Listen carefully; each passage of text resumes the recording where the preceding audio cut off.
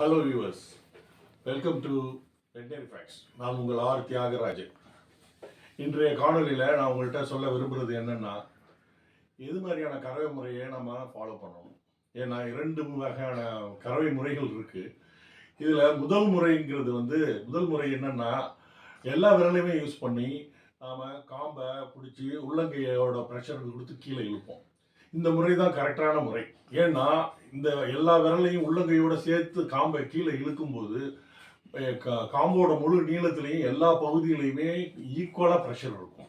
அழுத்தம் ஈக்குவலாக கொடுக்கறதுனால மாட்டுக்கும் ஒரு வலி இருக்காது, மடிக்காம்பும் ஒரு காயங்கள் ஏற்படாமல் சௌரியமாக இருக்கும். அதே இது 2வது முறையில் நீங்கள் ஆள்காட்டி விரலையும் பெருவிரலையும் வச்சு இழுக்கிறத பார்த்துருப்பீங்க. இந்த 2வது முறை ரொம்ப டேஞ்சரானது. இது அடிக்கடி பண்ணும்போது இதில் அழுத்தம் எல்லா இடத்துலையும் சீராக இருக்காது. ஒரு இடத்துல அதிகமாக ப்ரெஷர் இருக்கும், இன்னொரு இடத்துல அது கம்மியாக இருக்கும். இந்த ப்ரெஷர் டிஃப்ரென்ஸ்னால அங்கே காயங்கள் ஏற்படுறதுக்கு, மடிக்காம்பில் காயங்கள் ஏற்படுறதுக்கு சான்ஸ் இருக்குது. காயங்கள் ஏற்பட்டுச்சுன்னா உடனே அதில் உட்காரும், முட்டையை போடும், அதில் லார்வா வர ஆரம்பிச்சிடும்.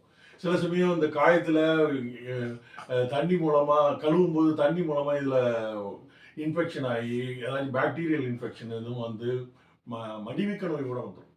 அதனால் 2வது முறையை ஃபாலோ பண்ணாமல் முதல் முறையை யூஸ் பண்ணி ஃபுல்லாக எல்லா விரலையும் வச்சு உள்ளங்கையோடு அழுத்தி கீழே இறக்கும்போது ஈக்குவல் ப்ரெஷரில் பால் நல்லா வரும்.